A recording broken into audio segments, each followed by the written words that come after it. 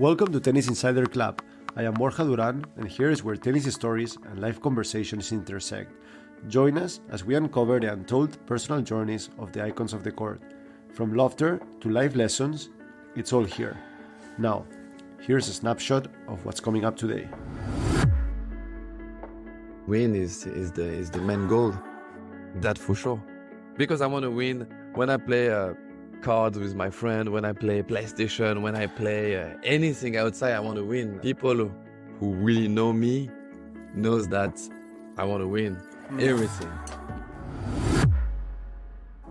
Enjoy the process because sacrifice, it's easier when you enjoy a little bit.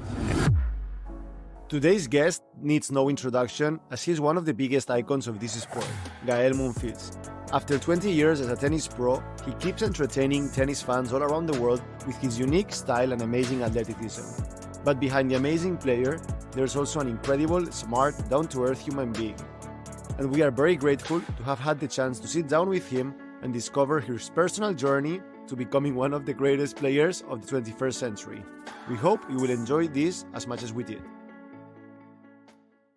Gaël, thank you very much for being with us. For me, it's a great pleasure. I've been following you for a long time. I still remember watching your Roland Garros matches when I was 14, 15. So for me, it's like a huge honor to be here with you and Caro. No, my pleasure is mine. Thank you for having me. Yeah, I love it. And I think at this point, everyone knows you. You've been one of the best players of the last decade or even of the century. But maybe you can share a bit your beginnings. How was your story with tennis? How did it start? I started playing tennis around 2.5 exactly. My parents were playing a little bit during the weekends in the hospital of my mom. I just remember short memories. It was very early, so of course I loved the sport and I wanted to play with my dad. My obsession was to beat my dad. And then, shortly we start to. He teach me how to play tennis, be around me, and then I just love the sport. But I start with tennis. I start with football. I start with judo, karate, and a little bit later a bit basketball. So I was a sporty, I was a sporty guy, but. I choose tennis because it was an individual sport. It was easier for me. Do you like team sports? I loved it, but when you are a little bit young, you want that your, let's say, teammate fight as hard that you fight, and sometimes I recall that saying to my mom, this guy didn't run, and we could have do better, and then I was like, maybe easier on my own. Nice. So it was like your choice to pick tennis, and it was like not something that came to you. Yeah, my choice. I think around 12. I told my mom I really want to go to this tennis federation center. So around 13 years old, I went to Reims to actually do a lot of tennis, and then still school, but in a different environment. And then I never get back home, actually. How easy was for you to convince your parents to become to go in this journey to try to become a pro? Was it easy? Yeah, my dad was okay. My dad was okay. My dad used to be a soccer player, so he was totally fine. It was more my mom. It was really tough. But at the end, she saw that. I think she saw in my eyes, and also she felt that I really wanted to do this experience. And after a year of a lot of conflict with her, I had the yes and the go, and it was also something meaningful for me that my parents were behind me and supporting me in this. Nice. And you had like a super successful juniors career, right? I think you were already... Lucky one. Yeah. Lucky one. So for sure that made it easier also for your parents to see, right? Not really, to be honest. I always say the year I was world champion junior, Mm-hmm. I could have played. I had a wildcard to a senior tournament, and I had to pass this exam school in France, and my mom, she didn't let me go. I was underage, so I couldn't make my own choice. So no, my mom, honestly, she really acknowledged that I was professional Mm-hmm. around 23, to be honest. Around Okay. 23, always be careful with everything. She say, Mm-hmm. okay, you playing good now, but imagine you hurt for 1 year, Mm-hmm. whatever, you can come back or whatever. So it was a long process for my mom to acknowledge that I was an Mm-hmm. athlete. And That also, yeah. that's actually like because at the junior level you were doing very good and you were already becoming famous in France. And do you think all that pressure did you feel very early from the French fans and French journalists to maybe like be the next Yannick Noah or next French Grand Slam champion? I won't say pressure. I know I had a lot of eyes on me, but the way I am, I'm okay with that. To be honest, the way I am, I'm okay with that. I grew up in a way that I was really close with my friends, and they helped me a lot. They helped me a lot, and I always been a little bit different, I will guess, on Mhm. that. Okay, that's tennis world, but I had my friends. I had my let's say outside comfort zone that even I wasn't performing the best. Mm-hmm. I was still happy because I had my friend. We could do so much other stuff, and of course I always have this eager to do better for the next one. Hmm, that's interesting to be able to keep like having very outside tennis world. I think it's really important. It Huh? is, We've been yes. talking a little bit, Caro as well. Huh? We sharing, here. But I think it's very important because, as you just mentioned, we have pressure. First pressure that we have, I think people must to know, is it's your own pressure. Yes, it is. Mm-hmm. You put a lot of pressure to yourself. You want to achieve good. You want to win all the time. Most of people sometimes they forget this. Especially, let's say about me, they Mm-hmm. think, oh, I want to do the show. I'm happy to do the show, but first, in my mind is to win. Mm-hmm.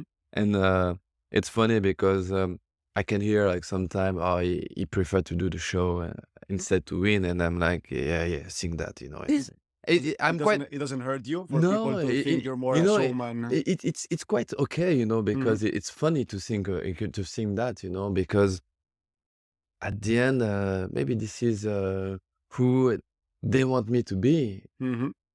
But I can assure you, the win is the main goal. That for sure.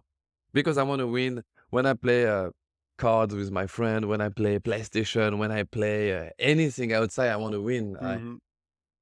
People who really know me knows that I want to win Mm-hmm. everything. You're a competitor. Big, the biggest possible, the biggest possible. So that's why it's funny when people think it's all about the show and then the win after. It's all Mm-hmm. about the win and the show in the same time. Yeah. Which I mean, part of your show it comes from your amazing athleticism, right? I think it's not that you were like trying to make drama on court or like create some polemic. No, it was more like your game. Like you're Only so the game style. talented, you're like so athletic that That's a it's big so part. amazing to watch. That's a big part. Also, I think Caro, you can understand maybe what I will say, and it's not easy sometimes. Is when I have a let's say a match, I just jump. I don't want to Mm-hmm. do something extraordinary, but for me, sometimes it's easier to jump, Mm-hmm. and I'm very lucky to and blessed that I can jump quite high, and then it's spectacular. But the thing is, sometimes my choice is more to where I'm more comfortable. If Mhm. Mm-hmm. it's jumping smash, I won't drive volley. People will drive volley. I will.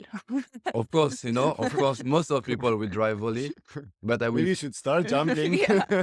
But the thing is, I will feel more comfortable with that. My gift is the way I see Mhm. my coordination is also my gift was I used to do a lot of different sports. So Mhm. of Yeah. course, playing basketball helped me to jump, it helped me all of that, the coordination. So it is spectacular on the tennis court, Mhm. but is I won't say basic, but it's like when you're dunking, Mhm. it's almost like you tell LeBron It to comes. lay up Mhm. and then he can dunk. Of course he will dunk, you know what I mean? Mhm. And of Mhm. course I will jump and I will dunk. Mhm. So it's a It comes natural for Yeah, you. exactly. exactly. Just the athleticism and the capacity you have makes your game be like this. Or sometime between the legs, Yeah. people, maybe you can turn around, you can do that. First thought for me is between the legs because sometimes it's faster, sometimes because I'm lazy. It's true. Sometimes I'm lazy to move my legs, Mhm. on the side at the net. So you go between the leg. That's when your amazing shots come, no? When you're lazy. But you need to be focused. Yeah. Oh yeah. In this, sometimes people think when you do the show, Mhm. how they call it, when you do the show, you extra focus. Mhm. Mhm. And these people, they don't really see the Yeah. difficulty. Yeah. They think like, wow, Yeah. between the legs, It's not it easy. require you more focus than a simple shot, You have right? to. Yeah. I mean, I still didn't try in like 20 years because I'm afraid to be hitting my knee or my leg. But you need to be really focused. And sometimes people Mhm. will call it like more like show or Mhm. when you underarm serve or do some stuff like that, you need to Mhm. be really focused. If not, it's impossible to do it. And a forehand, you don't have to be that focused because it's a memory muscle. Yeah, it comes very natural. Very natural. Yeah. I'm very interested because you were talking before about how competitive you are, but tennis is a sport that comes with losing a lot at the same time, especially Every week. you didn't came in the best era, no? Because you were playing at the same time with The the best, best yeah. three guys Please, of the the history. best, yeah. This is the best, yeah. So yeah, probably if you were born at any other time, right, you would have like many more wins, many more trophies. But I mean, so how was it? First of all, how is it for you to deal with losses almost every week? Uh, I think it's great in a way. It's a good experience. It's a process of to be a tennis player Mm-hmm. week every weeks. But is it easy for you, like, to deal with losses or not, or it really affects It be, you? it become tougher when you get pro because Mm-hmm. younger you win more than you lose. Mm-hmm. So it's the process, like the chain is when you become pro, that's the process. And I won't say it's easy, Mm-hmm. but you learn about it. You learn about it, and then you see also that no one really win every week except Except those three. those legends. And you were so lucky you had to play at the same time as them. For me, it's a gift. Mm-hmm. I wouldn't be as good, as athletic.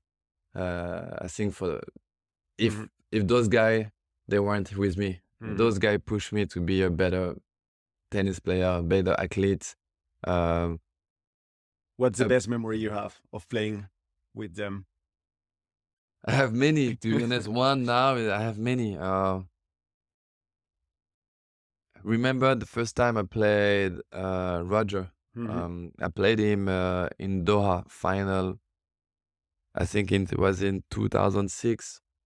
Yeah, so I was really young.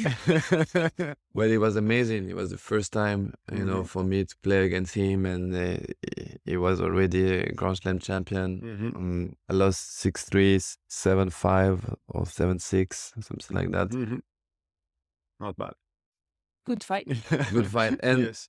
I remember that I was like, wow, he is different. Mhm. He's striking the ball different. He's different. And remember after that match, I told my coach, I need to be better. I need to be faster because he was taking the ball super early and the variation of his shot was incredible. And I remember say if I want to win a set, it was not even the match, a set. I need to be better, and I was super young, and then I played him a second time, lost, third time lost, fourth time lost, fifth time lost, and I think I won the sixth time against him, Okay. saving 5 match points. Wow, nice. To tell you the process, but I was happy. I was happy the first time I beat him because. Do you have doubts at some point that am I going to be able to beat him one day? Because No, but look, now it's been 19 Yes. against Novak. I never beat him. Well, I beat him in challengers, like futures. Okay. So In you futures. the So it's kind of the like first time you played, you beat him. no. The first time we played as a Mhm. child, he beat me actually. Novak. Okay. He beat me 7-5 in a third. I think it was under 16 in La Baule. Remember? So Oh, I yeah. tell you that you don't doubt, but those guys they are different. They are really different. But they make you like, when you play the very best player at the end of the match, like win or lose, you always come out of the court saying, okay, I know I need to improve very specific stuff, and like, okay, they hit the ball different. I need to be faster than against the best player. And I think that's also why we like so much to play against those players, even if maybe they were like quite from another planet, but they- Also to think a little bit different, because most people think all about tennis, but tactically, it's you always ask question. Yep. You question Novak, like if I'm serving wide, he's able to return. If I play on your forehand, he improve his forehand, then his forehand Yep. is become a danger. So also tactically, and those guys ask you to improve on every part. It's not all about tennis. It's also okay physically, but tactically, how you're gonna handle it, how you're gonna propose him, and all of that is you have to improve in general. So thanks to them. Oh, for sure, they make you a better player. But does it sometimes come to your mind that if you were like not playing at the same time as them, you maybe have, I don't know, like a slam or more tournaments, or it's something that you don't think much about it? No, I don't think about it because who knows? Maybe Yeah, but at the end, they won like 70 slams. I know, but as I told you, maybe I would have been less good. Yeah. I have no idea. It was, and still, because Novak and Rafa are still here, it's a privilege to play with those guys. Yeah, for sure. And when you were at the top and many time during some good tournament in a row, you had to go through quite a lot of long term injury. How were you able to cope and really like always find the strength to come back, and then the energy and the belief that you could come back? It's a good question. I feel like I've been very lucky with my family. They've been helping me a lot, as I mentioned before. In those tough moments, try to always remind me who I am, why I'm doing that, and then it's never finished. If you believe, like the belief is really important, and they always been there. They've been they've been there from day one to till now, and they give me this energy, this strength. So that's a big part, and I feel also inside of me you want to be the best that you can. So give up is not really an option. It's not really an option. I always wanted to show myself that I can achieve small goals, medium goals, and like let's say long-term goals, and that's helping me a lot to drive my motivation and my courage to come back. You need a lot of strength to do so, because sometimes it's hard. No, it is. Sometimes it's hard, but at the end of the day, we have to be grateful. about what life gives us. We all have a gift. It's been to be great tennis player. Um, some have, uh, let's say, maybe some are a little bit more special than us. Yeah. I will guess, but we're all special. I think as an athlete, and we really have to try to maximize what we can do. And I feel like the toughest part is the comparison. Mm-hmm. You can compare yourself to legend, and many people wants to compare us to someone that Oh, yeah. is completely different than us. So I feel like, yeah, you need to be you, and then you know that you gave your best. That's perfect, and have your circle next to you. That's exactly what you need. How easy is for you to handle all these outside comparisons, outside pressure or hate from fans, from journalists? No, because even in your country, at some points, maybe like they were a bit unfair with you. Is it something that? I won't say unfair, but I think a lot of expectation. Mhm. Yes, I never win a slam. A lot of people say I should have win a slam, and I always say uh, not many done it. Mhm. Yeah, but look at they will give you the three guys who won a slam. It's only three, huh? Mhm. Yeah. Three guys Yeah. who won a slam, and Mhm. you're like, yeah, but yeah, they are better than me. I know you run faster, you jump higher, you hit. So much But more complex. the thing is, now it's towards the end of my career. You do, people, you know, um, make you like you won't miss one ball. You will play exactly, perfectly every Mhm. shot.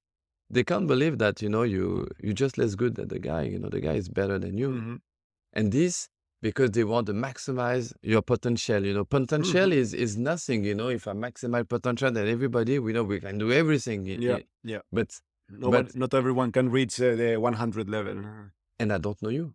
Mm. It's like I said to people, you don't know what I have in mind. Yeah. You don't know where I've struggled. You don't know how it works. You don't know. Yes, I have a good forehand, but how many hours maybe I put on my forehand, and maybe I prefer to hit slice forehand. How you don't really know what I'm thinking, Mhm. and I felt it was funny Mhm. that always like to see me as a big potential because I was fast on the court and Mhm. and then a bit different. But I've been struggling with a lot of stuff. I couldn't hit a volley at the beginning of my career. My backhand was awful. You don't want to go to doubles after your singles career? No, it's better my volley now. But Okay. I see I was fast, but I was not really endurance. My Mhm. endurance was not that good. Mhm. Um, Uh, Tactically, I was okay, but not on every part. Mhm. When I was maybe 1 meter in front the baseline, I was lost on the tennis court. Mhm. I did not know where to stand in the space. But these people, they don't realize that, okay, you fast or whatever, but you have a knowledge that it's very important in tennis. It's like, yeah, you fast, you hit, but no, you have a knowledge, Mhm. and and all of that I had to learn. I have to train myself, and it's not coming like in 1 week. It's coming with losing every week, Mhm. with experience, with sharing with other players or coaches, and then sometime you arrive at your prime. Mhm. Maybe I'm at prime. I had what, 1 or 2 chances, Mhm. and I could convert them. Maybe 1 or 2 chances, and I could convert them. But I've done my best. Yeah. But to arrive to your prime is not because someone decide that, okay, that's your prime. Yeah. You should have. No, guys. I think that's super interesting because I mean, a very amazing gift to have this self awareness, no? Because I'm not sure if like even most of tennis players have this ability to understand that they're not failing. They're like just as good as it gets, and they're losing matches just because the other opponent is better than them, right? And I think that probably this is super important in order to be happy playing tennis with your career, and accepting that sometimes it's not failing; it's just the other person is better, and I need to accept it. I think you're right. Because sometimes also people, when you say someone is better than you, they take it, yeah, that is a loser mentality. Yes. Yeah, I'm sometimes it's just reality. on on some matches, the guy is maybe better than you on Mhm. these matches. Mhm. Sometimes people take it like first degree. Sometimes, yeah, on these matches, those guys, they were better than me, and then Mhm.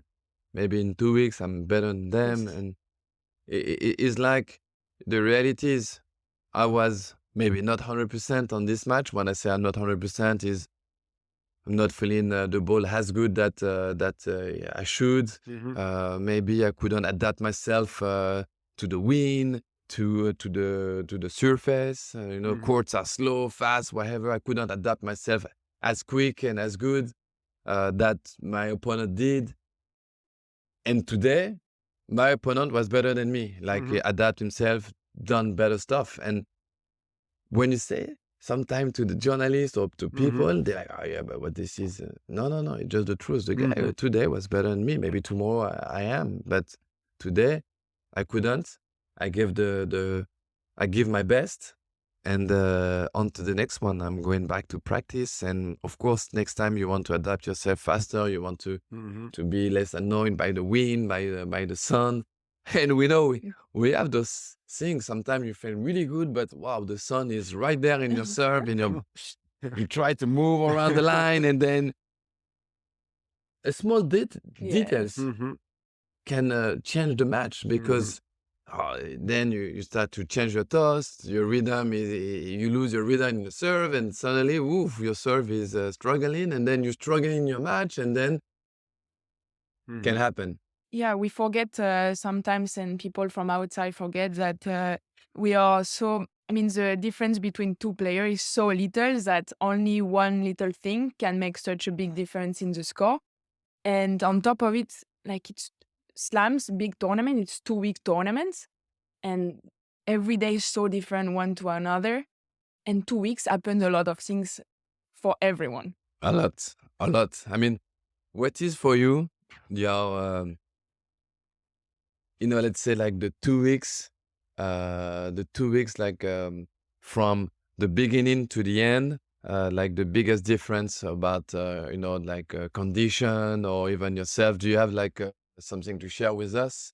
Like, you Um, arrive in a tournament, maybe you felt good or not good, but was windy, not windy, and then you boom, boom, boom, and then you. I I remember two Roland Garros. Um, the one I did quarterfinal. Um, all the week was pretty warm, not too much wind. And then I played my quarterfinal against Pliskova. The wind was terrible. The girl was serving unbelievable and I was serving terrible. So obviously I was not in the same advantage. And yeah, I couldn't make really the difference from the baseline without my serve because he gave me a lot of confidence when I kind of 3 point. And another year is when I play Elina. I think it was fourth round. And almost all the matches before, I play on center court with the roof closed. And we know it was chilly that year. And I play Elina. The match before us on center court was with roof closed, so no wind, nothing. And they opened for us, and I was like, no, don't do that. Don't open. Do not open, because I'm already struggling every time I play Elina with her game style. It's quite the opposition of game style. Maybe Gaël, you can give us some tips. And they opened the roof, and I think I lost like 6-2, 6-2. I couldn't play. It was like no clay anymore on the court. It was terrible experience. And this can happen, and some people, it's really hard sometimes to explain to people that Mhm. Outsiders. with it's not easy to adapt yourself. Mhm. Is this is not easy, Mhm. and of course you want to be a good tennis player is the one who adapts the most with the most the most situation, like the perfect adaptation. Yeah. Lately, I've been saying, what is a good tennis player? Because people think that the good tennis player is only about he's playing amazing, he's doing no. A good tennis player is his average level is quite high. In a way, his average level, his adaptation is quite high. When he's playing, let's say when we say we're playing dirty, you don't play in the good tennis, but you still win. This is a good tennis player. Yeah, I think it was Nadal, no, who said that the best players are the ones that are able to win the matches even when they don't feel it at all, right? Because they find ways to adapt. I feel all those 3, 4, because I will put Andy Murray. I always put Andy Murray. Those 4 guys, wow.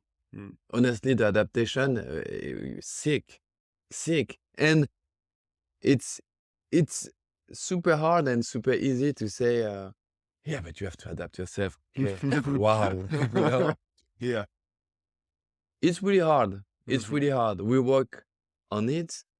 We all have the way we want to work on it. It can be with tennis psychologic. It can be with psychology outside of tennis. You have mentors. You have coaches. You have everything. Do you work this mental part like in detail or? But that's my point. Is maybe you work that, but it's not because you work about that you will make it. That you will succeed. And these two things is working is something, so it help you to succeed. But as I say, help you. Yeah. It's not give you the 100% success.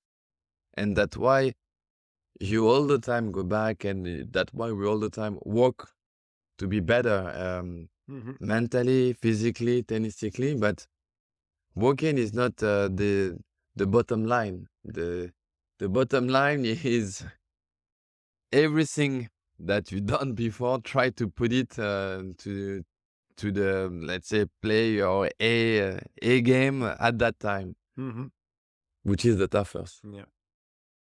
Which is the toughest. What keeps you driving to keep playing now? Because you've had an amazing career now, almost like more than 20 years as a pro already. To be honest, my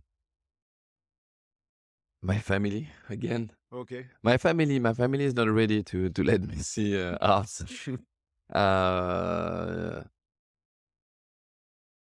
My parents definitely enjoy myself playing a bit more, and they see me always as a young kid still, which is I can see why.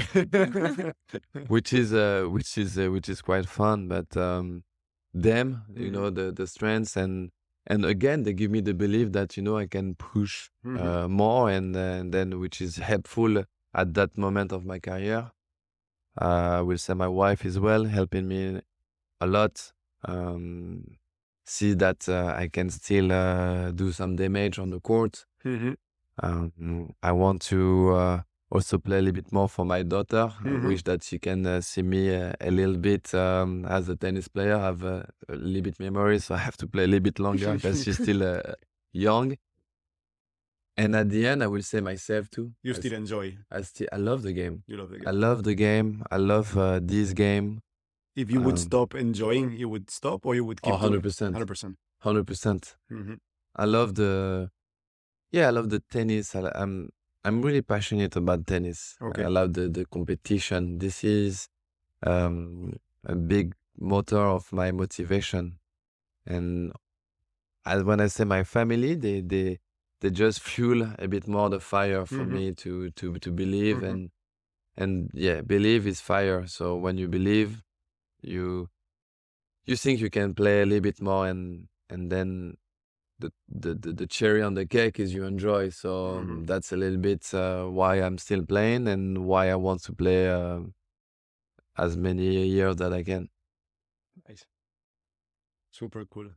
You were talking about your wife, Elina, also tennis player. How easy it is or how is the fact of being married to also a tennis player? I mean, I think the upside is you get to spend a lot of time together, probably. But the downside is that tennis is a roller coaster full of emotions. So for sure, it comes with some challenges as well. Yeah, it's let's say it's it's a little bit different because when we start to date, before everything, because I like always to put back in context. But when we start to date, um, you need to you need to feel good in the rhythm of the other person. Before Elena, um, uh, really to be with someone playing tennis. It was a short term, not like really long term. So it was now you want to be helpful and not lose yourself in the same time. So it was easy because you are a tennis player as well. But the fact is straight away with her, we don't talk so much about tennis outside of tennis. Okay. In a way that was important because uh, our relationship is not based of tennis. We are lucky that we do the same job. We have the same passion of what we do, but the common point is different than tennis. Yep. And then this, you really have to be sure about that. Be sure about that. And then it was easier for both of us. Easier to. I love tennis, so it was easier for me to go to see a match. A match is every time we go, we support because I love tennis. Yeah. Yeah. You understand? I love tennis. I enjoy. It's not a sacrifice when I go and see my wife. And sometimes it can be trouble, because you play the next day, or you losing energy, and for us it become easy because we really enjoy tennis and supporting, not really about tennis, but supporting each other. Like Elena, she knows that I really like when she's on the side of the court, but not because she's a tennis player, just because sure. my Yeah, wife because, is supporting me. And then, of course, you create that, and then everything, and then I was lucky, the lucky one, because I asked her, I was the lucky one that she said yes, and then of course, for me, she gave me the biggest gift in her life. She gave me, of course, a child, and her doing that was, I would say, not a powerful message, but something that, at her prime of career, to decide that, which is that's why I tell you it's beyond tennis. Yep. We're not talking about tennis anymore. We're talking about she was sure, I'm sure, of course, that we want to create a family, and that's why I tell you, yeah, tennis is, because it's funny that we are tennis players But both, it's just your job. That's it. but beyond of that is something we're born for life, that's for sure.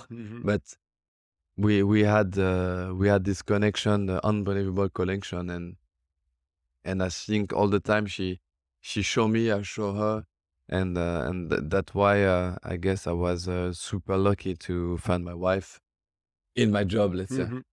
That's super nice. And from Elina and you as a tennis player, and I would not say maybe the mentality around it, you are different. Very different. And how was it to learn from each other? And did you take some stuff from Elina? Did she take some stuff Yeah. for you? 100%. I mean, she's really different. She's when I say very serious, she's Like you. when I practice, I'm Professional of course. person, yeah. I'm quite bad. I always say when I practice, because people see me always happy, but on the practice court, I'm quite bad. You demand a lot of yourself. I to act a way like the way I act, a little bit confident. It's mean I'm have confidence that I Mhm. put the work, Of you course. know. And when I work in, Mhm. I'm I'm really mean, to be Mhm. honest. I'm really mean. I really want to work. And her, she's, let's say, stable and work all the time the same. Mhm. And let's say she give me definitely this this line a little bit, Mhm. this line of working the ethic, uh, daily ethic, you know. Mhm. Um, she's yeah, very maybe sometime too. I will say sometime if she doesn't want to do the job, she will force herself to do the job. Mhm. And this, for me, is not really my mentality, because for me, when you don't want to do the job, it's better to don't do the job, because I, I, I, I think your job won't be as good that Mhm. with the desire. But not every day we want to practice, Mhm. either her or either me. But she give me more this thing that okay, some days are tougher, and I will force a little bit more on that. But I give her also the day that I think when she feel really bad, to be honest to herself, and then sometimes just to do an hour to do an hour, Mhm. Doesn't change. yeah, it doesn't change anything. So on small change like that, I think we improve both. Mhm. But the thing is, I always say also to people is I'm a little bit older than Elena. Mhm. So when I met her, I had also my experiences. So I was also in the way that I'm changing too. I'm Mhm. changing too. So I won't say I get more serious, but I get different experiences. So make me also more Yeah. aware about stuff. So it was so much easier for me to cope with her on that about the tennis, because yeah, I was 30, like almost 30 when I met her. So it was different that, of course, if I met her, I was 23. Mhm. Yeah, it's So, very different experience. so that's why it was easier to, yeah, to, to join, let's say, our two forces. That's nice. You say you had very close friends outside of tennis related, and you were able to really like build an identity of yourself outside of just being a tennis player.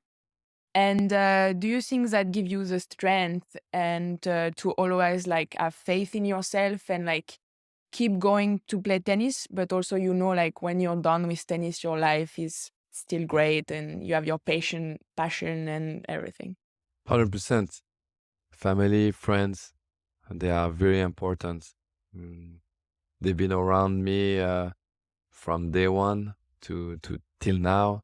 Um, my friends, my best friend is my best friend since I'm 9. So His his name is Alexandre. Um, he's he's he's like my brother. I mean, he is my brother. Mhm. To be honest, he is my brother because we grew up together. He helped me. He's the one also tells me if I'm doing bad stuff. He's the Mhm. one who always remind me um,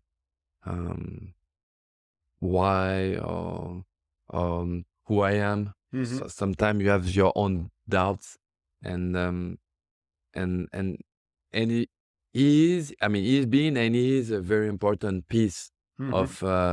of my success. Mhm.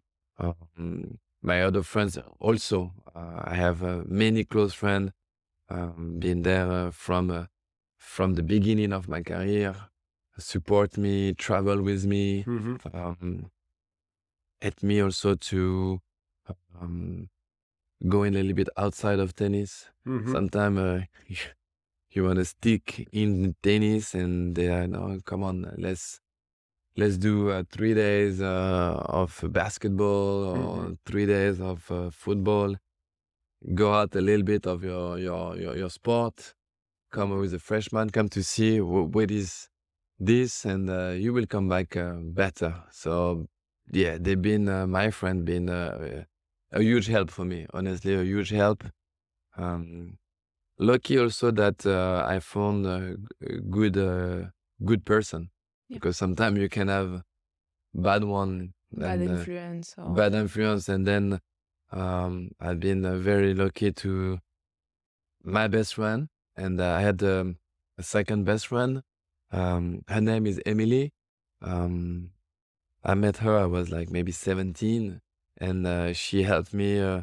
She taught me a lot, also about many stuff, let's say, outside, because she's really outside of tennis, and she taught me a lot outside. So those two, of course, they've been a huge help in my career. Yeah, we need those people outside of our tennis wall because No, for sure. sometimes we don't always see what is going on outside of our little bubble. And You know, we had it's funny because my first Roland Garros, she came to see me, my best friend Emily, and I lost this match, and I was super angry. I lost 6-3, 6-1, 6-0. ouch, I that's was painful. I was super angry, and then we always have this story because, you know, after the after the match, you know, she goes to me, "Oh, it's okay. What do you think? What do you expect? You think you would have win?" And then I would get angry at her. I say, "Why you tell me that at that moment?" But you know, then I think I needed to hear maybe someone who's not really in the tennis. Of course, I play. I was I don't know. I was 18, playing. I think top 10. First time in Suzanne Lenglen. What do you expect? Of course, you were expecting to win. And her very naturally, you know, because she doesn't know so much about tennis, but she's my best friend. And she will So tell she me, knows. "Hey, Gaël, come on, what are you doing?" Don't destroy yourself. It's just a match. Yeah. No, but it's a match, and what do you think? We'll have 1,000,000 Roland Garros, and It's super important to have people like this and not the other way around where they are like helping you to burn yourself because you lost a match, right? I mean, at the end, it's just tennis. no, It's, it was pure, you know. It was really pure. And look, till this day, I tell you, you know, I come back to the coach, he tell me like super natural, yeah. We go dinner. Almost, you know, almost. And I was, which is the right mindset at the It end. You is, can't do yes. anything anymore. You trained. What you can do is move on, keep training, and get ready for the next exactly. one. Okay, analyze with your coach, Mhm. you know, with your coaches, blah, blah, blah. But Learn from it. Yeah, but hating yourself and being depressed, it's not going to help at all.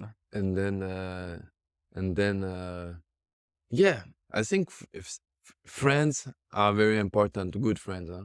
Good Mhm. friends. Yes, bad friends are very bad. We all had, you know, bad experience Mhm. for sure, but Yeah. good friends are very important. Super. And as you were saying before, you're 37, no? You're getting closer to the end of your career. Does it worry you, or are you like, do you have a clear idea of what you want to do next? I don't have a clear 100% because I don't really know when I will stop Mhm. in a way, but I know what I want to do a little bit after. Mhm. I think I'm going to be more in the way outside of tennis. Okay, we won't see you coaching. We never say never. Yeah, yeah. But But that's not your idea at the moment. Not right my, after. no, that's not, it's not my idea. I like the finance world, so maybe do something with finance. I like the watches world, you know. Okay. So maybe in watches environment, I like multimedia. Mhm. So maybe a little bit multimedia, but that's the three areas that I think I want to do something. So you know, it's I'm building around those three. You are already. Yeah, I'm building around those three, and then when I will really push the button, that it's the end. I really want to have the clear idea exactly Yeah. exactly what I'm gonna do. I think this is super interesting. I think and super helpful to already start having other hobbies or passions or interests, right? 100%. And not That even help. That's help. not even when you're getting close to the end, but probably like throughout your career, like not having all in the tennis, no, because as we said, it's a roller coaster, and if everything depends on that, It's it's gonna be tough, no. And So for sure, it can help you throughout your career, but especially at the end, no, having a clear idea of that you have other passions, that life is not over when it finishes. It's super helpful. It's really important to have hobbies, and it's very important also to have a clear idea about some domains that you like, Mm-hmm. because yes, we love tennis, but you need to know, when you finish, you're still young, Mm-hmm. so you need to know exactly what type of domains that you like. I don't know, it's where you want to go, but Mm-hmm. what do you like really outside of tennis? You have a starting point on where you want to go. Exactly. If it's your hobbies, if it's different stuff, and then as I told you, is sometimes, as you say, it's better to have it a little bit earlier than at the end. I Yeah. think a little bit earlier, you can prepare yourself. You can see also that you really like it. You're able to. Can you see yourself to doing that? And then I think it will be easier. Exactly. I think probably we have a few young people trying to become tennis players listening to us. What advice would you give them? Because as you have 20 years of career now, you seem like pretty happy with what you do. We can trust you. Yeah, exactly. I think what would be your advice to them? On my side, always is enjoy. Tennis is a long word, bumpy. It's never really straight unless you are a super legend from the beginning. But even though it comes with a lot of injuries, even though it's not that easy, but enjoy the process, because sacrifice, it's easier when you enjoy a little bit. And it's not easy to enjoy sacrifices. Don't get me wrong, but try to enjoy the most. Try to believe in yourself. Yeah. Because tennis it's a journey. It's not the end. It's a journey. So enjoy your journey. Be passionate, but believe in yourself. And if you don't make it to your goal, it's not a failure. Yeah. It's just an experience. Yeah. No, and even I think even if you achieve your goal but you don't enjoy, at the end is what we were discussing with Caro on her episode, that once she achieved her big goal, her biggest tournament, it was like super fun for 1 day or 2 days, no? But at the end, after was even worse, because you realize that big goal doesn't fulfill you, as much as you thought it will. So for sure, focusing more on the journey, on the process, on the little moments, it's the key. That for even when you achieve your goals, you feel inside the right things. Exactly. You need to enjoy. For me, it's I need to enjoy this. It's a beautiful experience, tennis. Would you like your daughter to be a tennis player? Please no. But I tell everybody it's fine, guys. There's a lot of sacrifice. No, the thing is a little bit different for our daughter. I mean, if she wants to play, she will play. But you won't push it. I won't push it. The thing is, because she will have a lot of pressure from the beginning, which is tough, because she is all eyes on her. The daughter of Elina Svitolina and Gaël Monfils. Right. So It's like, so that's why I can see a little bit, my siblings when they play, and still my last sister, she's playing, and so much pressure on her. Yeah, it's not healthy. It's make it them life a little bit tougher, for that. So another sport still will be pressure on her, but in a different way. In a different way. But as I say, if there will be not the comparison, at least direct comparison won't be there. no, but it's Exactly. not easy though. But if because this is tough. Imagine she wants to play. Elina, I think she won Roland Garros when she junior. She was 16. Your daughter, she's 16. She didn't win yet. She didn't win, and her dad, he win Roland Garros. She was 17. It's Too bad. Well, 17 is bad. from the beginning till the end, he always, which is tough. Well, hopefully, if she does, she has your mindset of enjoying and not. But imagine she win Roland Garros. She's 14. There's no way. There's no good way. Yeah. No, she will do anything she wants. But yeah, I will leave this open to her. Maybe she can play pickleball. Anything she wants, like it will be open for her. To be honest, it will be open for her. And maybe she won't be in sport and she won't be an RT or whatever. Following her dad in finance or in watches. Exactly, or artist or whatever she wants. My goal. Now of course my goal is to give her like as many opportunities to discover herself and then try to choose her right path. That's my goal, and to try to guide her and then her choice. Cool. I think we're getting close to the end. So before ending, I wanted to ask you, what's your best memory of your tennis career and what's your worst also? My curious. best memory is not in my tennis career. It's the first time I beat my dad. Okay, nice. I played tennis at the beginning to beat my dad, and for me that was a goal. And The highlight of your career is beating your dad. honestly, it's something that Nice. I always say. It's like my brother. My brother is like 7 years younger than me. I think even when we will be 50 and the first time you will beat me in tennis, maybe Yeah. you will be super happy. That will be Yeah, I it. can imagine. Yeah. You know what I mean? Is my dad was that was my goal, and then of course I always say that because this is true. And then in tennis, I will say matches. I will pick matches, and I have beautiful memories in Roland Garros most of the time. Is I think the highlight is being able to play in Roland Garros, and had some unbelievable memories in Roland Garros. For sure, that has to be an amazing experience. And my worst, to be honest, I cannot call it my worst because I've been tennis been so good to me.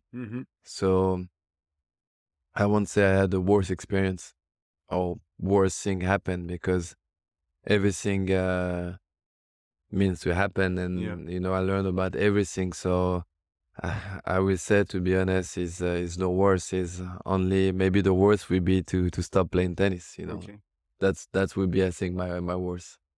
I love your mindset. Yeah. No, I mean, for me, it's we know each other for a very long time, and we had some long and deep conversation in the past always, and I learned a lot from your experience. It's always a pleasure. So I feel very grateful and very lucky to know you for many years and to be able to share that with you. And thank you very much for being our guest. And No, but thank you for having me, I'm and glad. I'm super happy. Thank you, Gaël. It's Thank been you a to big you guys. pleasure. Thank you. All Thank the you, best. Tennis Insider. Yeah. Thank Thank you, Gaël. Hey guys, thank you so much for listening to the Tennis Insider Club episode 3 with Gaël Monfils. He's such an inspiration on and off the court, and I hope you enjoyed it as much as we did. It was a pleasure to receive him. Yeah, it was a huge honor to have Gaël with us. I really enjoyed the conversation and learned a lot from his amazing mindset and how he's been able to enjoy the not so easy tennis life. So I hope you can also, guys, learn from him as much as we did. And while we wait for the episode 4, you can visit tennisinsider.club to discover our new collection of apparel. See you soon. See you soon.